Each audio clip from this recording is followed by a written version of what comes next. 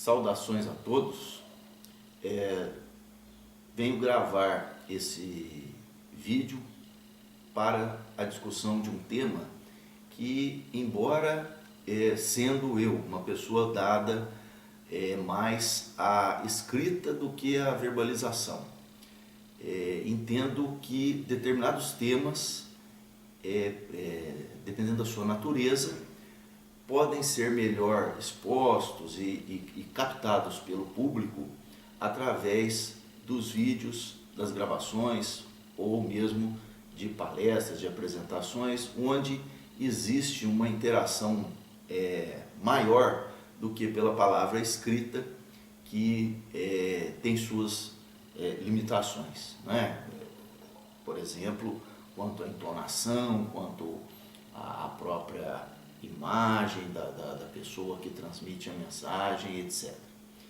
Então, eu venho hoje tratar de uma questão que eu acho que é fundamental numa discussão específica, que é a discussão sobre a questão bioética do aborto, das diversas discussões e debates sobre a descriminalização do aborto. E venho falar não para defender um posicionamento pró, contra aborto especificamente, mas para defender um aspecto que eu acho importante para qualquer dos lados da discussão, que é a verdade dos argumentos. Essa verdade, em qualquer tipo de discussão, não é somente nessa, mas em qualquer discussão que se pretenda levar adiante, em qualquer conversa, até em qualquer negócio, na vida em geral, ela é importantíssima, porque fora dela o que existe é a má-fé, e dentro da má-fé, de dentro dela só pode brotar o mal, só pode brotar o erro, é somente isso, nada mais do que isso. Então, há alguns argumentos que são levantados nessa questão do aborto, que têm de ser denunciados como fraudulentos. Infelizmente, há pessoas que não têm condições de manter uma argumentação, não são pessoas e grupos, e quando eu digo grupos, são organizações internacionais, inclusive, que não tem condições de manter a discussão dentro do argumento bioético, filosófico, ético, médico, das ciências médicas, do jurídico, etc. Né? E que, no que diz respeito à argumentação com certos dados, traz informações que não somente são, vamos dizer assim, alteradas, mas são totalmente fantasiosas, mentirosas de uma maneira total. E que qualquer pessoa, se parar um segundo para pensar, né, nessas informações, quando elas são veiculadas, vai perceber a mentira dessas informações. Muito facilmente elas são constatadas. Né? É uma técnica que não é novidade, né? Em certos discursos. Então, por exemplo, né, dando um exemplo histórico, né, é demonstrado por uma bibliografia imensa que, por exemplo, os dados da economia da União Soviética, por exemplo, no período da implantação do comunismo, do socialismo, eles são não falseados, mas totalmente inventados. Nem sequer se dava o trabalho de procurar levantar alguns dados e depois falseá-los. Não, eles já eram produzidos fantasiosamente e divulgados publicamente, porque era aquela espécie de informação que interessava aquele determinado sistema naquele momento. Né? Então esse é um dos exemplos de má-fé nas informações e que conduziu a tudo o que nós já sabemos que conduziu. Bom, e com relação a essa questão da liberação do aborto, vamos começar por um dos argumentos. Né? vem razoavelmente recentemente, há pouco tempo, a ONU, né, a Organização das Nações Unidas, e traz uma informação, inclusive pressionando o governo brasileiro, através do Ministério do Combate à Discriminação das Mulheres, Ministério da Saúde também, alegando que no Brasil haveria, né, segundo a ONU, uma estatística que apontaria a ocorrência de 1 milhão de abortos clandestinos praticados por ano, com 200 mil mortes de mulheres praticantes desses abortos. E que isso, né, seria então uma violação grave dos direitos humanos das mulheres e exigindo um posicionamento do Brasil. Os ministérios brasileiros, por sua vez, alardeiam também essa informação da ONU de que isso ocorreria. E isso se torna um argumento pró-liberação do aborto, regulamentação do aborto legal, disponibilização do aborto pelo Sistema Único de Saúde, etc. Bom, então vamos começar por essa organização de onde vem a informação. Né? A origem de uma informação é importante, né? Sempre é importante. Se eu saio na rua, encontro com um indivíduo completamente embriagado sob efeito de drogas alucinógenas e ele me diz que um elefante verde com bolinhas cor-de-rosa passaram na frente dele, já pela informação que ele me dá, eu já devo começar a desconfiar que não deve ser verdade. Mas ao perceber a origem da informação, que é de um indivíduo que está completamente embriagado sob efeito de álcool e drogas alucinógenas, então realmente eu devo chegar a uma conclusão óbvia de que aquela informação dele é falsa. Talvez nem mesmo por dolo da parte dele, mas porque está sob efeito desses alucinógenos, né? Então é importante a gente saber a origem das informações, né? Por mais absurdas que elas sejam, mas de repente se elas vêm de uma fonte fidedigna, talvez todo o nosso conhecimento até então esteja equivocado, não é? Por outro lado, se elas vêm de uma fonte não fidedigna, então certamente devem ser falsas ou falseadas, por mais até que pareçam verdadeiras, não é? Bom, o que é a ONU?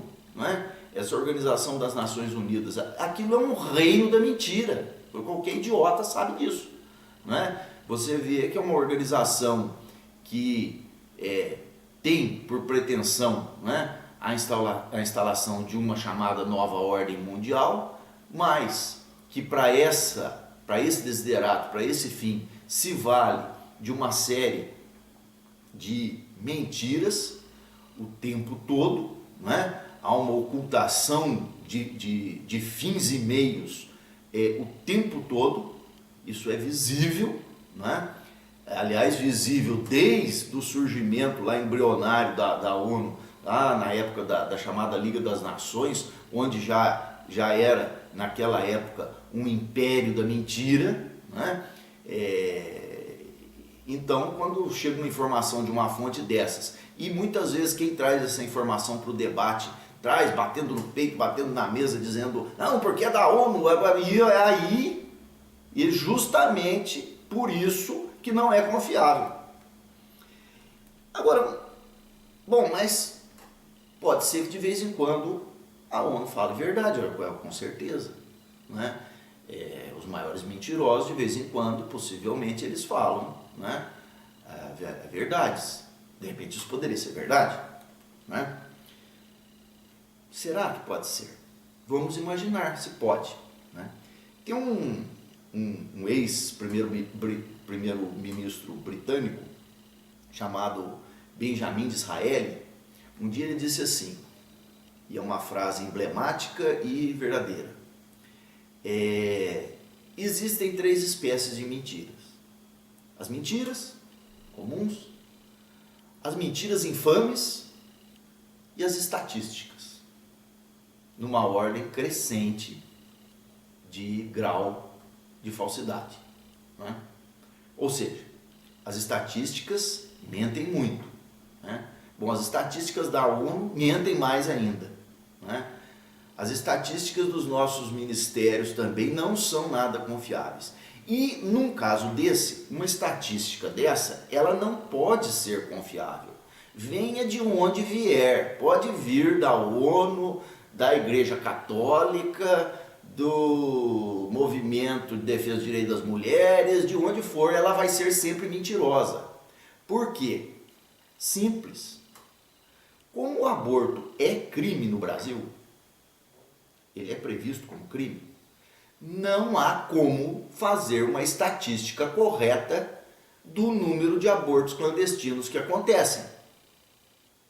Por quê? Justamente porque são clandestinos, o próprio nome já diz. Não há como você fazer estatística sobre aquilo que é clandestino, pelo amor de Deus. Não é? É o fim da picada alguém pretender que se vá fazer estatística de coisas clandestinas. Porque qualquer pergunta que você faça, qualquer pesquisa que você faça, vai estar inquinada por um vício que é o da própria mentira, porque ninguém vai responder corretamente as questões que você formule. Você não vai conseguir levantar dados confiáveis sobre algo que é clandestino. É impossível fazer estatística sobre algo que é clandestino. Isso é a coisa mais óbvia do mundo. Bom, mas tudo bem, vamos supor que tentaram e de alguma forma miraculosa conseguiram fazer uma estatística sobre abortos clandestinos. Tá. Então, primeiro dado, 1 milhão de abortos clandestinos ocorrem no Brasil por ano, não é? Olha, talvez sejam mais. Eu acredito que o número seja bem maior. O que não é 1 milhão? Esse pode ter certeza que não é. Porque esse veio da estatística. A estatística obviamente falsa. Pode ser mais, pode ser menos. Possivelmente é mais. Porque se é clandestino, se tiraram alguma base, se deram ao trabalho de tirar alguma base, então é mais. Mas eu não creio que tenham se dado ao trabalho de tirar alguma base. Apenas criaram uma informação falsa arbitrariamente. E essa é a minha impressão. Mas vamos dar o crédito de que tentaram tirar alguma base. Se tentar tirar alguma base, então o número é maior. Porque você está fazendo estatísticas sobre questões clandestinas. Se é clandestino, tem alguma coisa oculta que você não captou. Certamente, é uma coisa mais do que óbvia, né? Na área criminológica, você tem a chamada cifra negra, né? Em que o aborto, por exemplo, é um dos crimes que tem uma enorme cifra negra. Essa cifra negra, justamente, que é o que? A diferença entre os casos criminais que realmente ocorrem na sociedade e aqueles que são efetivamente registrados pela polícia, chegam ao judiciário, ao Ministério Público e são processados. Essa diferença é a chamada cifra negra. No aborto, por exemplo, existe uma cifra negra enorme. No consumo de entorpecentes, qualquer estatística sobre o consumo de entorpecente é falsa. Ela é equivocada no mínimo. Não é? Por quê? Porque ninguém sai respondendo sinceramente a pesquisa sobre tráfico de drogas. Eu sou traficante de drogas, eu mobilizo tal quantidade de drogas. Ninguém faz isso, meu Deus. Não é? Então você tem dados o quê? Da polícia, que abrange um contingente mínimo, e tem essa cifra negra que é impenetrável. Então todas essas estatísticas sobre drogas, sobre aborto, são totalmente ou equivocadas ou efetivamente totalmente artificiais, criadas, manipuladas, criadas falsamente mesmo, né? Com a função de enganar. Bom, então vamos falar primeiro desse número de 1 milhão de abortos. Vamos supor que fosse verdade? Né? Vamos supor. Bom, se tem 1 milhão de abortos por ano no Brasil, vamos lá. Eu, por exemplo, vou falar da minha experiência pessoal e não se resume a mim, porque nessa minha experiência pessoal eu tenho relacionamento com uma série de pessoas do mesmo ramo, advogados, juízes, promotores de justiça, outros delegados de polícia, eu sou delegado de polícia, não é? Investigadores de polícia, policiais militares, uma gama enorme de pessoas com as quais eu tenho contato, fora noticiários, programas de televisão, jornais, revistas e todas as informações que se tem acesso, internet, etc. Não é? Mas então, são 24 anos que eu trabalho nessa área criminal. Supondo que essa informação seja verdadeira, vamos supor isso, tá? Um exercício de surrealismo, que ela seja verdadeira. Bom, então supondo isso, nesses 24 anos em que eu estou na Polícia Civil do Estado de São Paulo, teriam ocorrido 24 milhões de abortos clandestinos no Brasil. Esses 24 milhões de abortos clandestinos, se chegaram a formar base para uma estatística, então eles devem ter chegado ao conhecimento das autoridades, obviamente, porque de onde se veio esse número? Bom, no mínimo eles chegaram ao conhecimento do sistema de saúde. Se chegaram ao conhecimento do sistema de saúde, em sendo o aborto um crime, ele deveria ter sido notificado para a polícia. E deveria haver, então, inquéritos policiais, processos penais a respeito desses casos. Não é bem verdade? Pois então, eu vou dizer para vocês, experiência minha pessoal e depois uma coisa mais genérica. Em 24 anos de exercício profissional, eu dei andamento a 2 inquéritos de aborto. Um notificado pelo hospital, uma vez, uma mulher deu entrada e havia um aborto provocado, né? Não um aborto espontâneo, né? Mas um aborto provocado, e aí eu instaurei um inquérito policial, uma vez. A segunda vez foi um caso de uma briga de namorados, em que o namorado agrediu a namorada, ela estava grávida e acabou abortando. Não era especificamente um caso de aborto, crime de aborto especificamente, mas de uma lesão corporal seguida de aborto, que é uma espécie de lesão corporal qualificada. Pronto, acabou. A minha experiência com crimes de aborto foi essa. Bom, mas como é que pode isso? Porque se tem, nesses 24 anos, houve 24 milhões de abortos, eu teria que ter me deparado com algum caso? Não é? Então, se essa estatística é verdadeira, eu deveria ter me deparado com bem mais casos de aborto. Mas não. Não é? Porque se esses casos de aborto clandestino, dos quais decorrem, né, graves lesões e 200 mil mortes de mulheres, eles teriam chegado ao sistema de saúde. O sistema de saúde teria notificado, porque é de notificação compulsória. É um crime. Se chega uma pessoa lesionada, por exemplo, por agressão física no hospital, eles acionam a polícia militar ou a polícia civil de plantão, imediatamente. Um acidente de trânsito, onde há vítima, eles nos acionam. Né? Então, estatísticas, por exemplo, quanto a lesões corporais que chegam em hospitais, a acidentes de trânsito com vítima, homicídios culposos, lesões corporais culposas, e essas são estatísticas que podem ter uma certa exatidão. Agora, essa aqui só pode ser falsa, porque senão nós teríamos 1 milhão de processos e inquéritos instaurados para apurar abortos criminosos no Brasil por ano. Bom, será que só eu é que não vi esses abortos? Não é? Não, porque na experiência que eu tenho dos outros profissionais da área, elas são muito similares à minha também. Não é? Além disso, não é? Nas efetivas pesquisas sérias sobre o tema, o que se apura é que a cifra negra entre o número de abortos que acontece e os que chegam a serem apurados, ela é enorme. Então, ou seja, os casos que efetivamente chegam a hospitais e são notificados para a polícia são mínimos. Há pesquisas sérias em que se verifica que numa cidade como São Paulo não se trabalha com casos de aborto em varas de tribunal do júri, não significa, não chega a significar 1% dos casos. Então, como é possível que essa estatística seja séria? Como pode haver 1 milhão de abortos se nas varas de júri, porque o aborto é um crime contra a vida, você praticamente não vê um caso de aborto, há muitos anos não se vê. Então, na maior parte das comarcas, mas então onde estão esses abortos? Porque se eu faço uma estatística, ela tem que ser baseada em dados oficiais. Eu não posso fazer uma estatística sair perguntando pela rua, a não ser que seja uma pesquisa de opinião. Mas não é o caso. Isso aqui é um caso de trabalhar com dados reais.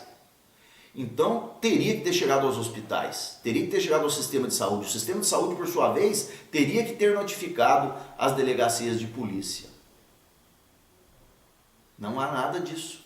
Então, ou a estatística é falsa, ou então esse argumento também não serve para a defesa da descriminalização do aborto, porque o que ele então estaria indicando é que há uma falha terrível na comunicação entre o sistema de saúde e o sistema de segurança e justiça.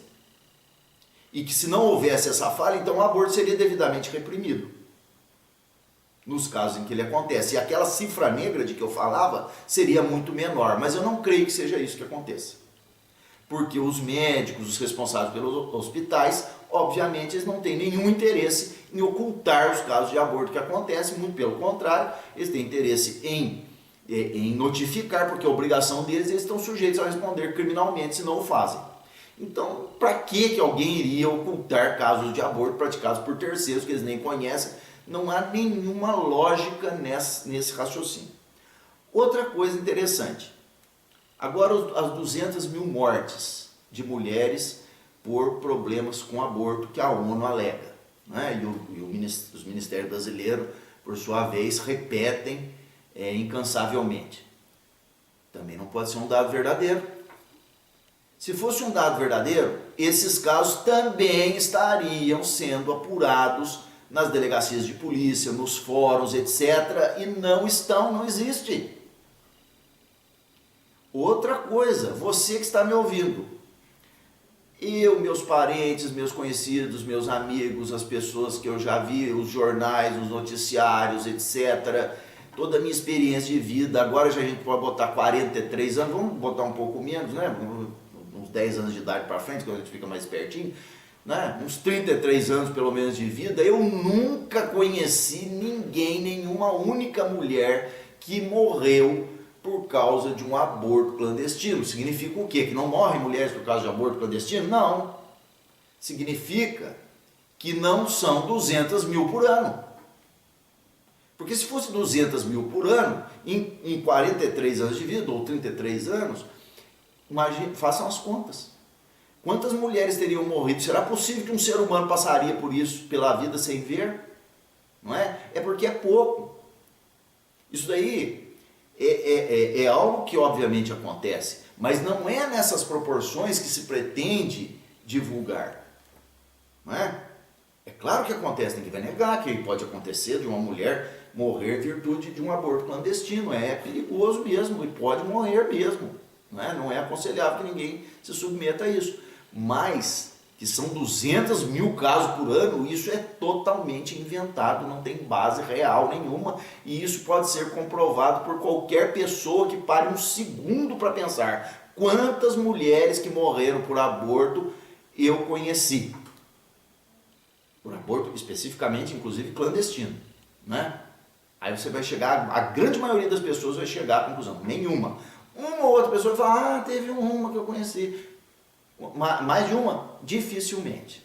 Dificilmente. Não quer dizer que não aconteça. É como popularmente se diz, né? Enterro de anão ninguém viu, então não existe. Não, é lógico que existe. Os anões morrem e tem velório em terra. Mas é mais raro, porque tem poucos anões, não é verdade? Então é a mesma coisa, né? Então isso daí é uma estatística claramente falseada, né? Claramente mentirosa, né? Você não é capaz de encher o dedo da sua mão, de uma das suas mãos, encher os dedos de uma das suas mãos com pessoas, qualquer um que esteja me ouvindo, com pessoas que morreram em virtude de aborto clandestino. Ué, mas se isso é um fenômeno assim tão terrível, que é um problema de saúde pública, você deveria conhecer, não é? Por exemplo, se eu disser para você, pessoas que morreram de dengue, você vai saber. Você vai conhecer casos na sua cidade. E isso é um problema de saúde pública no Brasil, não é? Se eu falar para você, pessoas que morreram de pneumonia ou câncer, com certeza qualquer pessoa vai conhecer muitos casos. Isso sim, não é? Eu não sei quantos são os casos, não é? Mas isso você vai conhecer, não é? Então, essa questão, ela claramente, né, é falseada, é falsa, ela não é verdadeira, não é? Bom, outra contradição sobre essa questão da discussão sobre aborto e outras questões bioéticas. Eu não sou representante de nenhuma religião oficial, né? Não, quando eu digo oficial, obviamente não é oficial em termos estatais, mas oficial porque uma instituição que existe na sociedade, né? Ou não oficial, uma seita ou qualquer coisa semelhante, né? Não sou representante de coisa nenhuma. Mas eu vejo também nesses debates, não somente do aborto, mas de questões bioéticas em geral, que há toda vez que alguma agremiação religiosa, por exemplo, a Igreja Católica, os espíritas, os evangélicos em sua maioria, né, que se manifestam contra, por exemplo, a legalização do aborto, né, o argumento em contrário não é debater o cerne da questão, né? A discussão sobre a vida humana, sobre o valor da vida humana, a questão antropológica, né? A definição o conceito, né? De pessoa humana e de dignidade humana, até onde ele alcança ou de onde ele começa, né? Quais são as suas origens. Não, ninguém discute isso.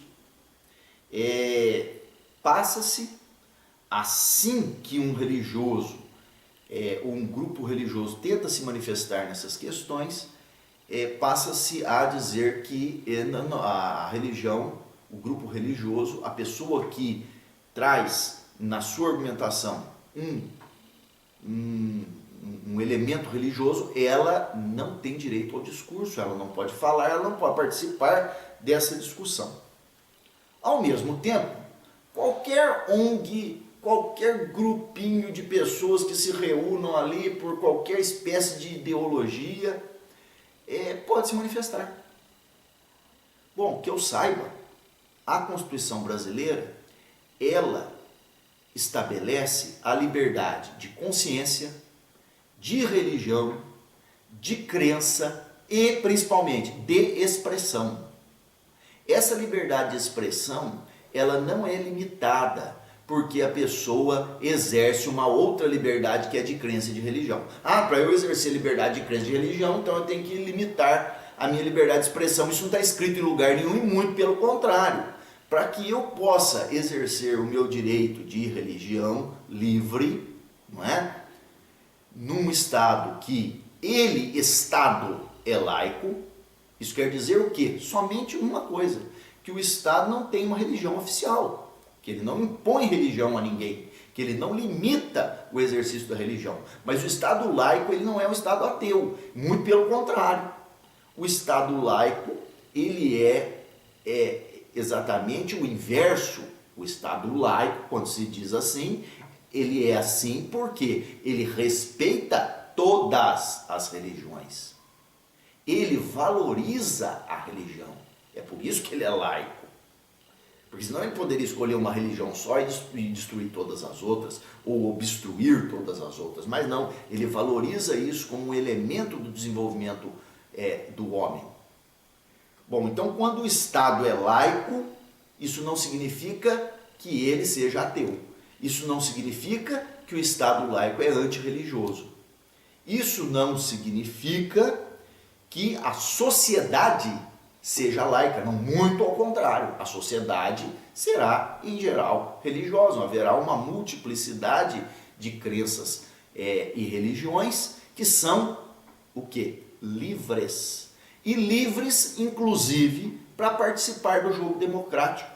Livres, inclusive, para exercer o seu direito de expressão, porque realmente, se não existisse a possibilidade de liberdade de expressão ao lado da liberdade de religião e crença, essa liberdade de religião e crenças não seria uma liberdade real, ela seria um arremedo de liberdade.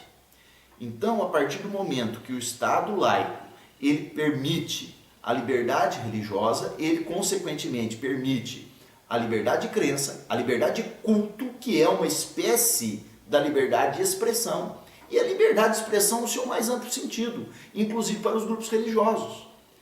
Assim como uma ONG pró-aborto tem direito de expressar sua opinião no debate sobre o aborto, a Igreja Católica tem o mesmo direito. Ela é uma instituição legal, protegida pela Constituição Federal Brasileira, pela liberdade de religião, de crença, de culto e de expressão. A Igreja Assembleia de Deus tem direito? Tem. Os espíritas que seguem a linha lá de Allan Kardec tem direito de expressar sua opinião no debate do aborto? Tem. Os umbandistas? Tem. Qualquer um, qualquer pessoa. O ateu lá tem também direito? Claro que tem, é lógico que tem. Todo mundo tem direito. Você não pode limitar o direito de expressão das pessoas porque elas escolheram seguir uma religião e porque elas querem discutir uma determinada questão com base, inclusive, nas suas convicções religiosas. Se as suas convicções religiosas, que são, não é, a religião em si, o que ela é? Ela é um dos saberes. Você tem as diversas formas dos saberes humanos, dos conhecimentos, da sabedoria, e um deles é o saber religioso. Se você quer usar esses elementos num debate, você tem todo o direito, porque você tem direito de expressão.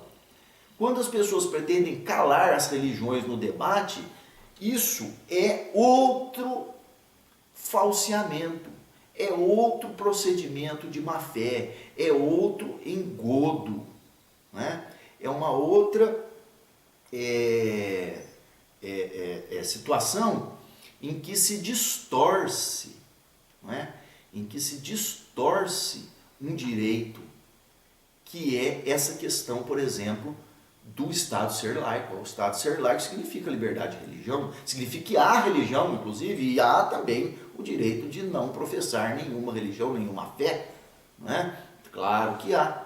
Né? Mas essas religiões que existem, elas podem se expressar sobre todas as questões. O crente, ele não, ao se tornar crente em qualquer religião, ele não perde o direito, não abre mão do seu direito de expressão, do seu direito de consciência, do seu direito de informação, de todos os direitos. Não é? Ele tem todos os mesmos direitos e tem o direito sagrado. E, se você não quer usar a palavra sagrado, tem o direito inalienável de expressar esse seu pensamento em qualquer debate que a sociedade leve adiante. Né? Cercear esse direito é distorcer o próprio, usar esse próprio direito para cerceá-lo. Você fala, não, você tem liberdade de religião. Ah, tá, mas então porque você é religioso, você não pode se expressar sobre certos temas. Pelo menos você não pode se expressar manifestando a sua consciência religiosa. Mas peraí, eu tenho liberdade de consciência ou não tenho? Eu tenho liberdade de pensamento ou não tenho?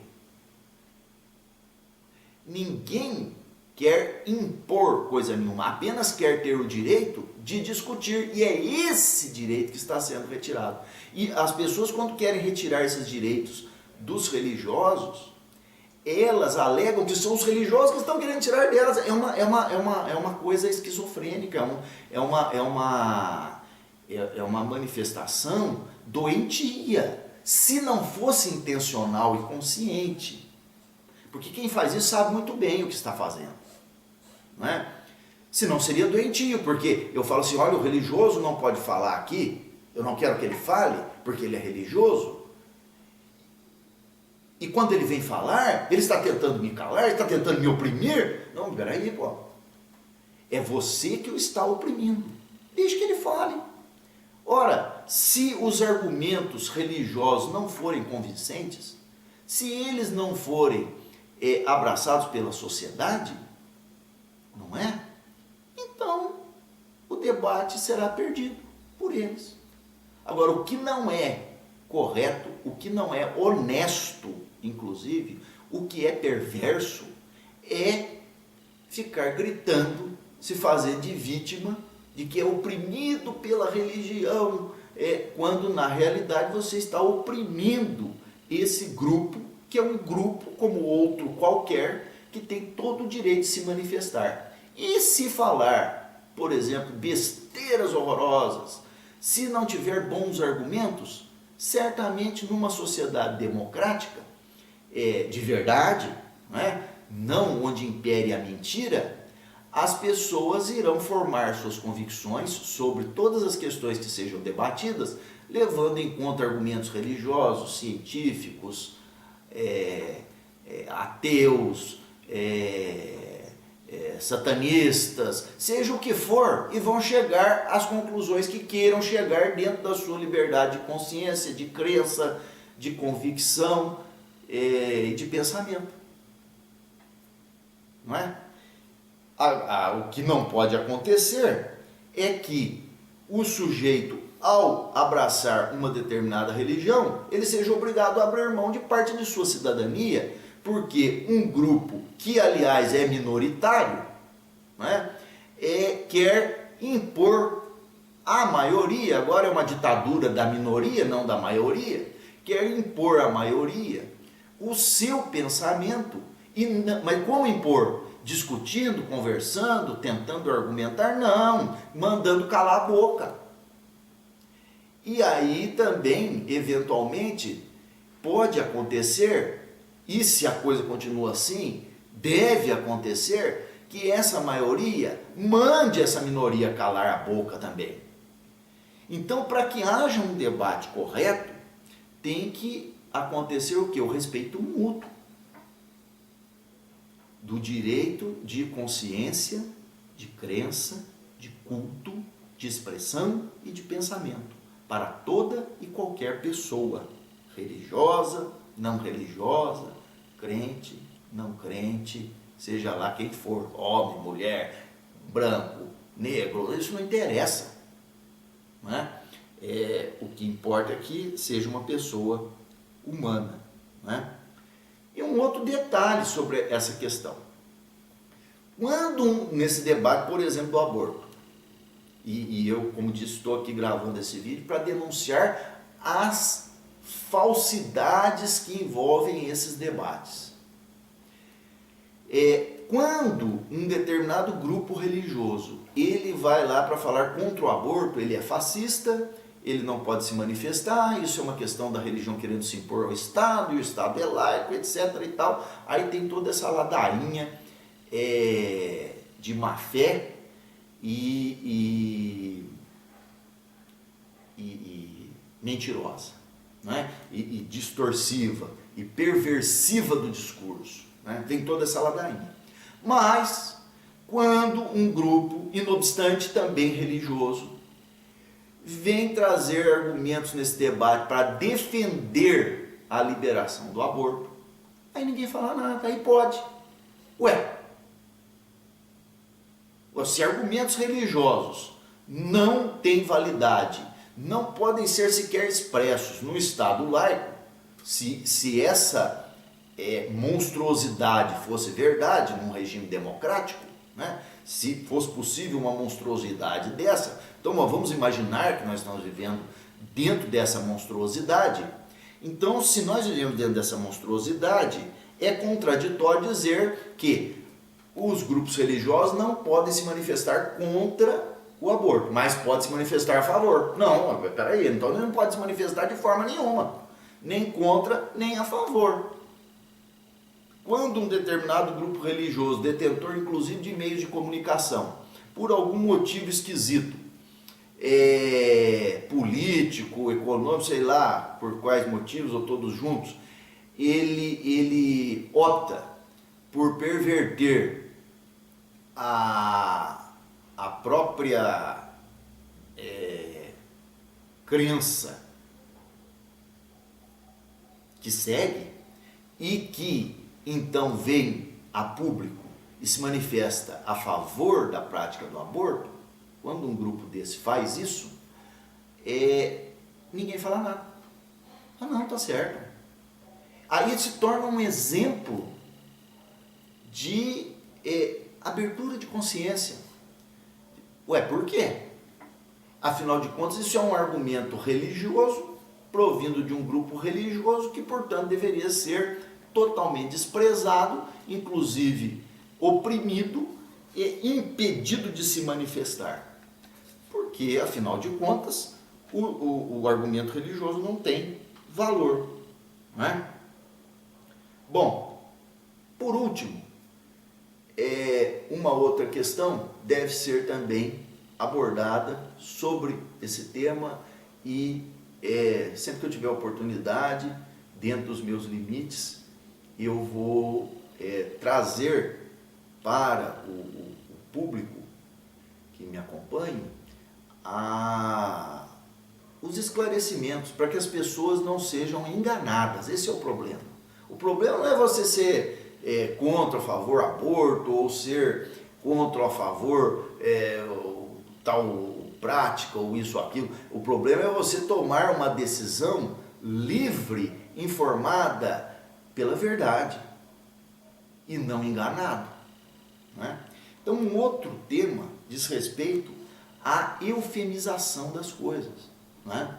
Há um movimento de uso de palavras eufemísticas, né?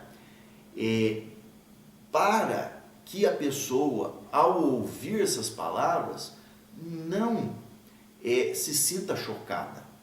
Então, por exemplo, ninguém fala mais nessa questão, por exemplo, que eu estou pegando essa temática hoje. Ela é um exemplo, a gente tem muitos exemplos, né? Mas, por exemplo, né? Ninguém fala mais aborto, ninguém fala mais matar um feto, matar um ovo, um embrião, destruir um produto da concepção humana. Ninguém usa esse tipo de expressão, esse tipo de palavreado mais. O que se usa? Interrupção voluntária da gravidez. Por quê? Porque essa expressão, ela faz parecer a coisa asséptica. Um termo neutro, científico, que não traz em si aquela lembrança de sangue, de morte. Bom, mas eu devo, quando eu sou sincero na defesa dos meus ideais, se eu entender, por exemplo, que eu acho, por exemplo, não entendo isso, mas vamos supor que determinado grupo social deveria ser eliminado, deveria ser massacrado, levado num paredão e fuzilado. Então eu devo falar isso com palavras claras, palavras claras. Eu não devo dizer, inventar alguma coisa diferente. Ah, essas pessoas, elas deverão ser, como é que eu vou dizer, inventando aí, não é? Um eufemismo, né? Elas deverão ser reinseridas, elas deverão ser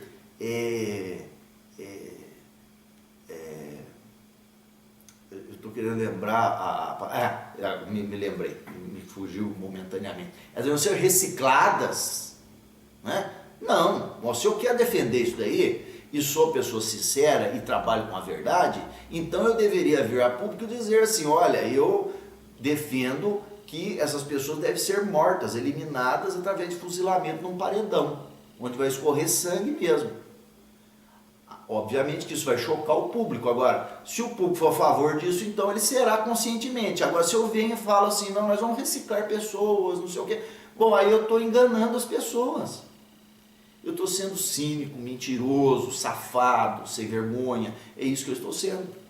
Então, quando as pessoas começam a usar eufemismos, interrupção voluntária da gravidez, isso dá a impressão que não é um aborto, que é um... Eu não estou falando de aborto, eu estou falando de uma intervenção cirúrgica, torna-se algo asséptico, não é? E isso é algo de má fé. Quem quer falar alguma coisa, fale diretamente, não é? Também o outro lado, não é? Se você defende a criminalização do aborto, você vai dizer que você quer criminalizar o aborto e quer ajudar as mulheres que praticam aborto. Não, é mentira sua. Você quer criminalizar o aborto porque você acha que é um ato grave, que atenta contra a vida humana, intrauterina, e que, portanto, essas pessoas merecem punição penal, merecem, no máximo, um processo de ressocialização. Mas você não está a fim de afagar essas pessoas. Se você disser isso, você também é o outro mentiroso, que está enganando as pessoas com argumentos falaciosos, com argumentos falsos, com uma eufemização do discurso. Não é? Então essa coisa de interrupção voluntária da gravidez, não é? Isso deveria ser também evitado para aqueles que são sinceros num debate, né?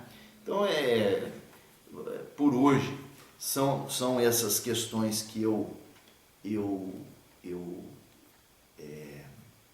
selecionei, né, para conversar com vocês, e espero que de alguma forma eu auxilie para que as pessoas possam formar suas opiniões sobre essas questões que são tão difíceis e polêmicas, mas que se tornam impenetráveis se você é guiado por discursos falaciosos que se utilizam da mentira, do engodo, da enganação. Aí então as pessoas ficam perdidas, né? Ficam num conflito imenso, porque elas já nem sabem do que estão falando, no que estão pensando, sobre o que estão debatendo ou tentando formar suas convicções pessoais. Por quê? Porque elas estão em meio de um emaranhado de mentiras, de eufemismos, de mau caratismo, de falsidade, não é? De hipocrisia.